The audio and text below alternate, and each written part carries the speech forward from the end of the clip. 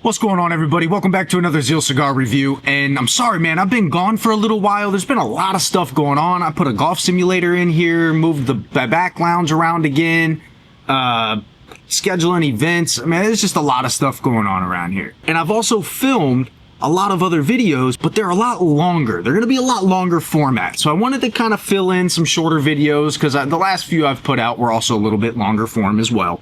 So I wanted to put out a couple shorter videos and then kind of give me some time to edit down those longer videos. I got a video with my dude Adam talking about Villiger cigars and kind of paying a little bit of respect to Heinrich Villiger, somebody who recently passed away.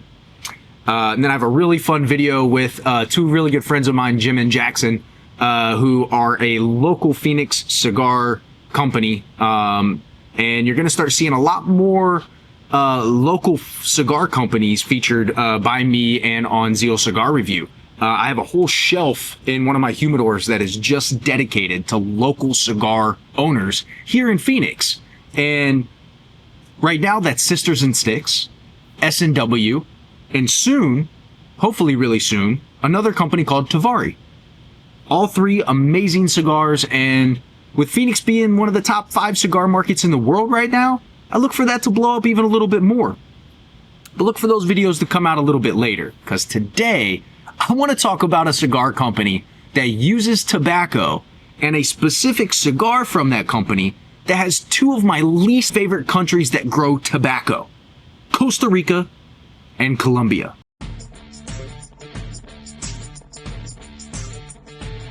The cigar that I'm talking about right now is from Gran Habano, and that cigar is called the STK Black Dahlia. That's a Nicaraguan sun-grown Corojo, the Nicaraguan binder, Colombian, Costa Rican, and Nicaraguan fillers. When it comes to Costa Rican tobacco specifically for me, it's like Michael Herklotz put it best to me.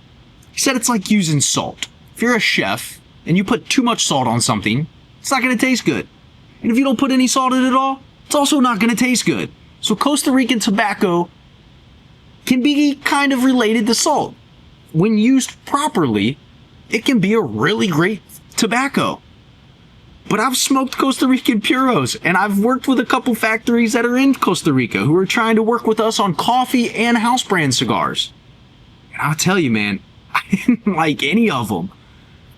So I'm here today to smoke this Black Dahlia from Gran Habano, see if maybe there's something out there that has that Colombian and Costa Rican in it, and something I might happen to like. You know, there's only one way to find out. You know what we got to do. We got to cut, light, and smoke. Now, I know I forgot to do all next. I got excited. I just started rambling about all the local Phoenix cigar companies and all the stuff going on here. Now, this is a cigar that I've smoked before. However, it has been a while since I smoked it. So we're going to smoke it again and see. If I remember, it had quite a little bit of it packed some punch to it. At first light for me, touch of grassiness, touch of woodiness, a little bit of like that sweetness, maybe some coffee. And I haven't touched my coffee yet, so it's not that. So far, it's a pretty pleasant cigar. Gran Habano, one of those companies that's been around since 2003, but they make you feel like they've been around way longer than that. Everything from the way that they look to the way that they carry themselves. That's a company that really just makes you feel like they've been around since day one. But they've only been here since 2003. They also make a lot of house brands for people. I actually know of a couple cigar shops here in Phoenix that have Gran Habano cigars made for them. And they're really great cigars. They make amazing stuff. And a lot of times, Gran Habano also, if you're a retailer out there, or you're somebody that's thinking about getting into the cigar industry, Gran Habano is a really good company to start your portfolio with, especially as a retailer or somebody who moves these product, right? Because Gran Habano also is one of the manufacturers out there that kind of gives you a little bit of room to make some money on some of their stuff, right? So Gran Habano's a great company. I have nothing but really good respect for them. I will say, though, not all their cigars are up my alley. They do use a lot of Corojo, which I really like. You know, I'm kind of just going back through their portfolio again to just kind of remind myself what I liked and didn't like from their lineup, right? The blue-green, loved that cigar. That is a very good cigar. I've smoked this before. It's just been a while. This, from my memory, was a pretty good cigar. So let's continue to get into it. Little bit of black pepper on the retrohale, but then it goes away and you get some sweetness that comes in. Very clean on the finish. Yeah, so far, this is a cigar that I could get behind with Costa Rican and Colombian tobacco. Now, another honorable mention is the Timeless Pan American. That's got amazing Costa Rican tobacco in it. That cigar is great. And that's the one that I was talking to Michael Herklotz about when he used the example as Costa Rican tobacco is very similar to kind of like salt as far as when you're blending. You want to use it kind of like how you would use salt when you're cooking. Use the right amount, it's going to taste good. You use too much, you don't use enough, you know what I mean? And then some other cigars like the new CLEs, the Habano and the Maduro specifically with their new Colombian tobacco in it. Oh man, those were just stellar cigars. That Maduro's still one of my go-tos right now. So that begs the question, right? When we're talking about cigars or maybe tobacco areas that we don't necessarily like tobacco from, or we see a cigar and it's got tobacco from a region, we're like, yeah, I'm probably not gonna like it. Is it fair to say that it's the tobacco? Or is it the way that it's blended, or the combination of the two? What do you guys think below?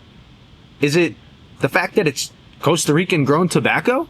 Or is it the way that it's mixed and blended with other tobaccos that really makes the difference? Or is there some regions that just aren't going to have good tobacco? I haven't had enough tobacco from enough regions that are random growers of tobacco to give you an answer on that, but I can tell you that some of the one-off places I've had tobacco from been some of my favorites. For example, when I had tobacco from Africa, from Zimbabwe, Mozambique, I was blown away. And I'm not talking about the Thunder Smoke. That's a different cigar. That thing is dirty. That's a different kind of world right there. Yeah, African tobacco, amazing. Cigars from I have a buddy that goes to the Philippines and brings me tobacco back. You want to talk about a Cuban-esque cigar with some really beautiful floral notes? Pfft, Filipino tobacco, man. And then Turkish tobacco, right? What was it? Luciano has the Istanbul, where they use Turkish tobacco. When you smell this cigar and start to kind of smoke it, there might be a video of me and Brad smoking that way back. It smells like a pack of cigarettes, and it smokes kind of like the same kind of tobacco that you would get out of a cigarette. But it's very tasty, and it was very enjoyable. So, Hawaiian tobacco. God. Yo, if you're in Hawaii, I've been trying to reach out to Kauai Cigar Company for years and see if there's a way that I could buy a couple bales of tobacco potentially from them and have my own cigars rolled, or even carry their cigars here stateside. Reach out to me. Been looking to do it. So with all that rambling being said, I would assume that it's not necessarily the region that the tobacco is grown in. That's the problem. I would assume it's probably the way that the tobacco is used, which is why Michael Herklotz didn't call the tobacco an ugly baby. He said it's more like salt. It's how you use it. It's not just ugly from the beginning. So far, I'm really enjoying this cigar. Yeah, pleasant black pepper, little bit of a coffee earthiness, and then a nice sweetness that just comes through and follows the end of the finish of the cigar. It's a very tasty cigar. If I would have read the blend of this, it's not a cigar that I would have picked up and wanted to smoke. Kevin would have been going, "You smoked this yet? You smoked this yet? Bro, you smoked this yet?" And I'm just going to be sitting there going, Costa Rican and Colombian, Costa Rican. And he's going to just be like, shut up and smoke it. And this is one that I'm glad that I did. So let's get into it a little bit more, and we'll check back in with you guys here in a minute. All right, we're back almost through the second third here of this Black Dahlia. Man, it's a really good cigar. As it gets closer to the band, that dirtiness that I'm accustomed to from the Costa Rican tobacco does start coming through a little bit more. But the rest of the cigar really holds it together. You still get that dirty, earthy coffeeness, and there's still some black pepper, some wood, but there's still a really pleasant sweetness, a really nice sweetness that just kind of comes off the end of the cigar at the finish that just makes everything, kind of ties everything in together. It's kind of funny. When you smoke the cigar, as you're smoking it and blowing the smoke out and retrohaling, there's actually like layers to the smoke every time you smoke the cigar. There's different layers to it every time. Whereas sometimes you don't necessarily get all those layers through the whole cigar. You get the different profiles and smoking experiences through like the first and second and third, final third. But yeah, the smoke definitely on this cigar has layers to it every time you take a puff of it. It's definitely not a boring cigar. Still a generous amount of black pepper on the retrohale. A little bit of light, like on that one, on the retrohale, there's a little bit of like a light, kind of like a young grassiness. But yeah, I mean, for somebody like me, that I'm definitely one of those people. I'm definitely one of those people that judges a cigar by the description of what's inside of it. When I have somebody come in and they're like, oh yeah, I got this new cigar, it's got Colombian, Honduran, and Nicaraguan, and I'm like, Colombian, Costa Rican. But I'll be honest, man, you really can't do that. There's too many different cigars out there, and so many different types of tobacco, and different seeds and phenotypes, and different leaves on each one of those different phenotypes, right? Like, there's just so much out there for anybody to ever not try a cigar. You might not enjoy every single one you smoke. I mean, that's a given. But at least try everything. There's so many different ways to blend them and ferment them and age them. And there's just so much funky stuff going on in the cigar industry. And 2025 has been an absolute amazing year for the cigar industry. I've seen more new things to me and to the industry this year that have been absolute, like, home runs than I've ever seen in the industry, probably. Since maybe the 90s.